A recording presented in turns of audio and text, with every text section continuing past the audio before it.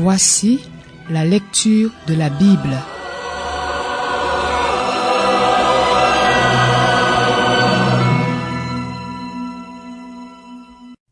Jérémie, chapitre 6. Fuyez du milieu de Jérusalem, descendants de Benjamin. Sonnez de la trompette à Tekoa, élevez un signal à Beth-Hakérem, car le malheur vous guette du nord, et ce sera un grand désastre. La belle et délicate fille de Sion, je la réduis au silence. Vers elle s'avancent des bergers et leurs troupeaux. Ils dressent leurs tentes contre elle de tous côtés. Chacun donne en pâture ce qu'il a à portée de main. Préparez-vous à l'attaquer. Levez-vous. Montons à l'assaut au milieu du jour. Malheureusement pour nous, le jour baisse, les ombres du soir s'allongent. Levez-vous. Montons à l'assaut pendant la nuit et détruisons ses palais. En effet, voici ce que dit l'Éternel, le Maître de l'univers. Abattez les arbres, élevez des remblais contre Jérusalem. C'est la ville contre laquelle il faut intervenir. Il n'y a que tyrannie au milieu d'elle. Elle offre sa méchanceté comme un puits offre son eau. Ce qu'on entend d'elle ne fait état que de violence et de persécution. Je vois sans cesse de la souffrance et des blessures. Remets-toi en question, Jérusalem. Sinon je m'éloignerai de toi, je ferai de toi un désert, un pays inhabité. Voici ce que dit l'Éternel, le Maître de l'univers. Comme dans une vigne, on fera un grappillage soigneux des restes d'Israël. Comme le vendangeur, repasse ta main sur les sarments. À qui parler et qui prendre à témoin pour qu'on m'écoute? Leur oreille est vraiment incirconcise, ils sont incapables d'être attentifs. La parole de l'Éternel est vraiment pour eux synonyme de honte, ils n'y trouvent aucun plaisir. Je suis rempli de la colère de l'Éternel, je n'arrive plus à la contenir. Déverse-la sur l'enfant dans la rue et sur les assemblées où se retrouvent les jeunes gens, car l'homme et la femme seront pris, ainsi que l'ancien et celui qui arrive à la fin de son parcours. Leurs maisons passeront à d'autres, les champs et les femmes aussi, quand je déploierai ma puissance contre les habitants du pays, déclare l'Éternel. En effet, du plus petit d'entre eux jusqu'au plus grand, tous sont assoiffés de profit. Depuis le prophète jusqu'au prêtre, tous pratiquent le mensonge. Ils remédient superficiellement au désastre de mon peuple. Tout va bien, disent-ils, mais rien ne va. Ils devraient être couverts de honte parce qu'ils ont commis des horreurs, mais ils ne rougissent même pas, ils ne connaissent même pas la honte. C'est pourquoi ils tomberont avec ceux qui tombent, ils trébucheront lorsque j'interviendrai contre eux, dit l'Éternel. Voici ce que dit l'Éternel. Placez-vous sur les chemins, regardez et renseignez-vous sur les pistes qui ont toujours été suivies. Quelle est la bonne voie? Marchez-y et vous trouverez le repos pour votre âme. Mais ils répondent, nous n'y marcherons pas. J'ai désigné des personnes chargées de veiller sur vous. Faites attention au son de la trompette. Mais ils répondent, nous n'écouterons pas. C'est pourquoi écoutez, nation, sache ce qui est en elle, assemblée des peuples. Écoute, terre, retiens bien que je fais venir le malheur sur ce peuple. Ce sera le fruit de ses pensées, car ils n'ont pas fait attention à mes paroles et ils ont méprisé ma loi. Je n'ai pas besoin de l'encens qui vient de Séba, du roseau aromatique d'un pays lointain. Vos holocaustes ne me plaisent pas et vos sacrifices ne me sont pas agréables. C'est pourquoi, voici ce que dit l'Éternel. Je vais mettre des obstacles devant ce peuple. Père et fils, voisins et amis trébucheront ensemble contre eux, et ce sera leur perte. Voici ce que dit l'Éternel. Un peuple vient du pays du Nord. Une grande nation se met en mouvement depuis les extrémités de la terre. Ils empoignent l'arc et le javelot. Ils sont cruels et ne montrent aucune compassion. Leur voix gronde comme la mer. Ils sont montés sur des chevaux, prêts à combattre comme un seul homme contre toi, fille de Sion. En apprenant la nouvelle, nous baissons les bras. L'angoisse s'empare de nous, pareille à la douleur d'une femme qui accouche. Ne sortez pas dans les champs, n'allez pas sur les chemins, car là se trouve l'épée de l'ennemi et la terreur règne de tous côtés.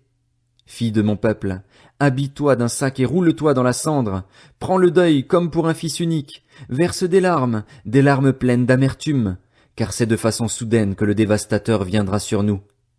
Je t'ai désigné pour surveiller mon peuple, pour que tu lui résistes comme une forteresse, pour que tu connaisses et examines leur conduite. Ce sont tous des rebelles invétérés. Ils marchent dans la médisance, ils sont durs comme le bronze et le fer, ils sont tous corrompus. Le soufflet est brûlant. Mis au feu, le plomb disparaît. Mais c'est pour rien que le fondeur travaille. Les mauvais éléments ne se détachent pas. On les appelle argent méprisable, car l'Éternel les méprise.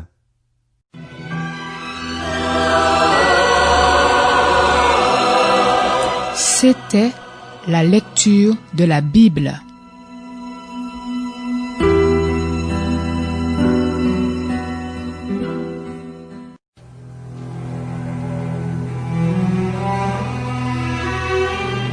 Voici la lecture de la Bible.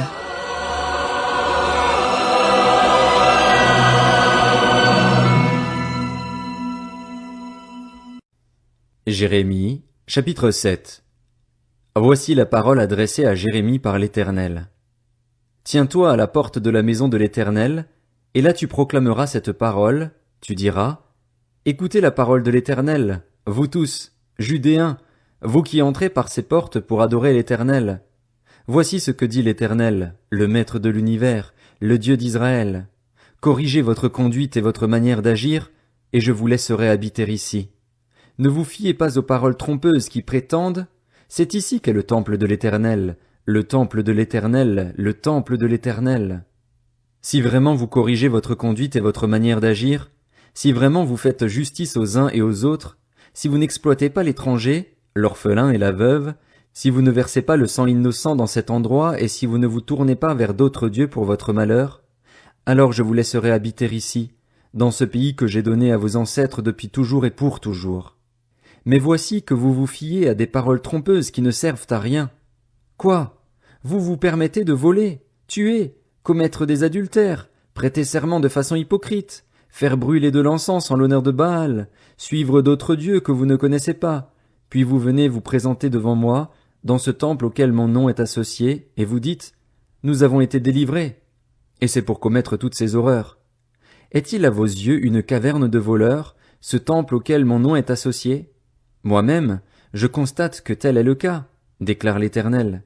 Allez donc à l'endroit qui m'était consacré à Silo, là où j'avais fait en premier résider mon nom, et voyez ce que j'en ai fait à cause de la méchanceté de mon peuple, d'Israël.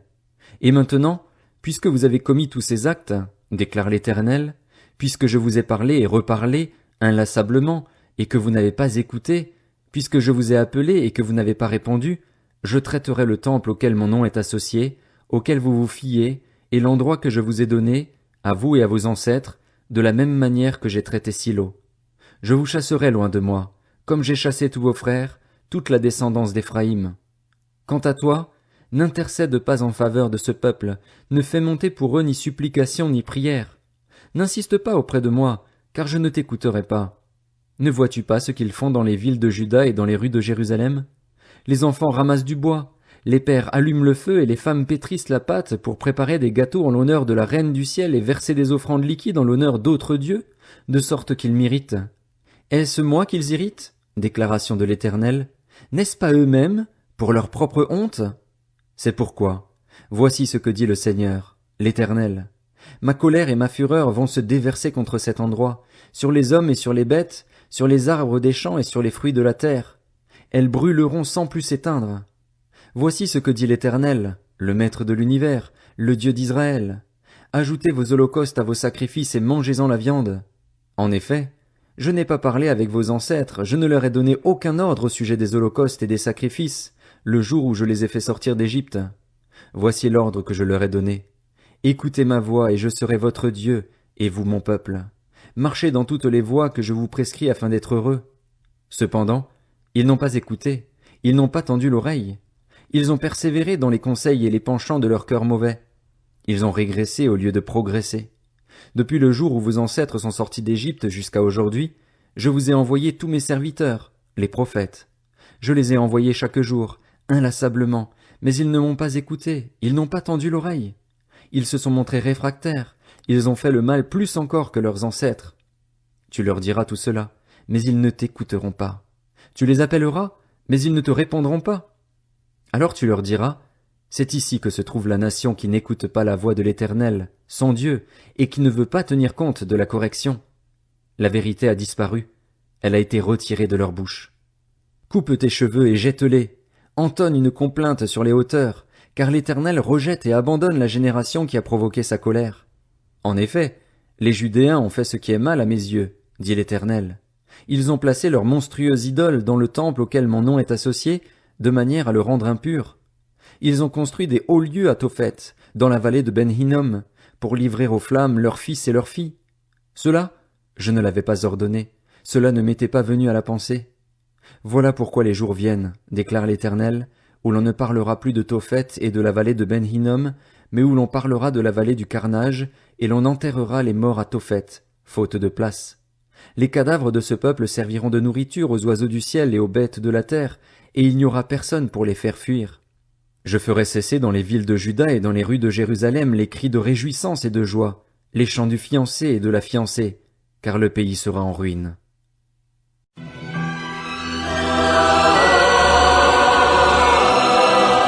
C'était la lecture de la Bible.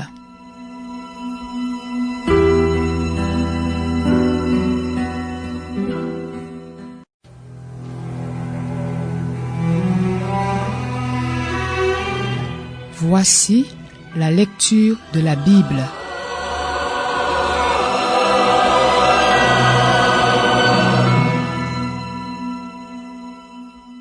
Jérémie, chapitre 8. À ce moment-là, déclare l'Éternel, on sortira de leurs tombeaux les ossements des rois de Juda, les ossements de ses chefs, ceux des prêtres, ceux des prophètes et ceux des habitants de Jérusalem.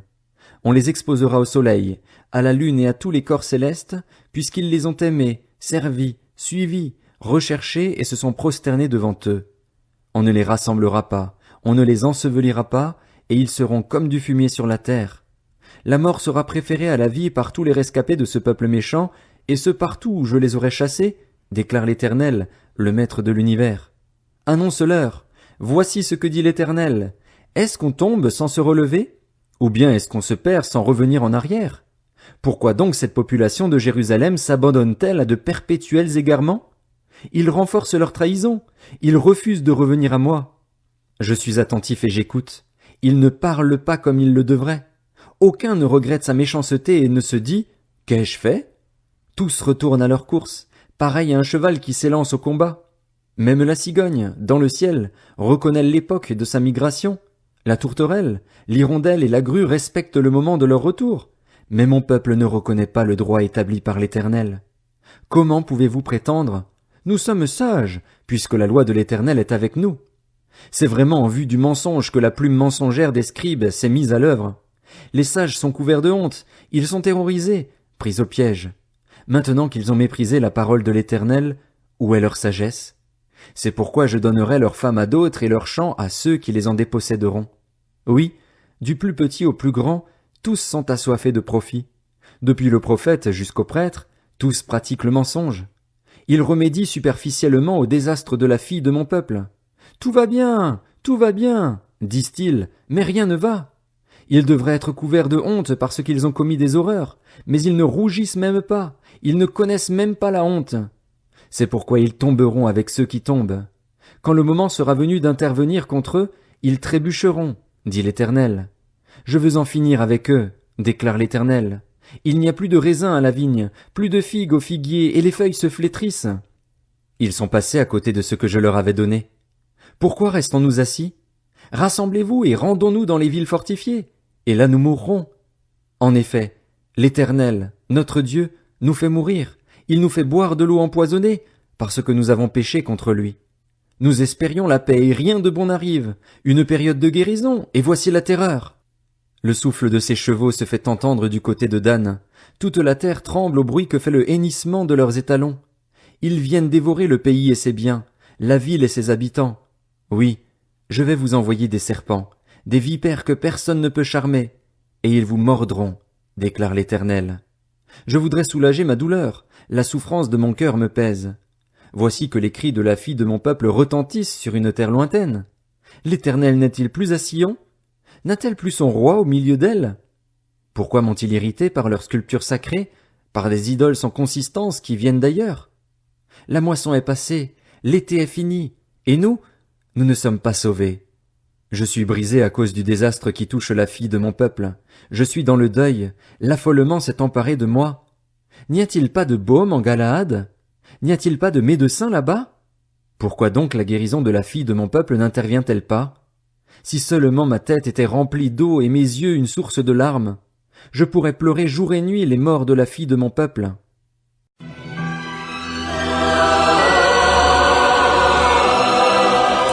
C'était la lecture de la Bible.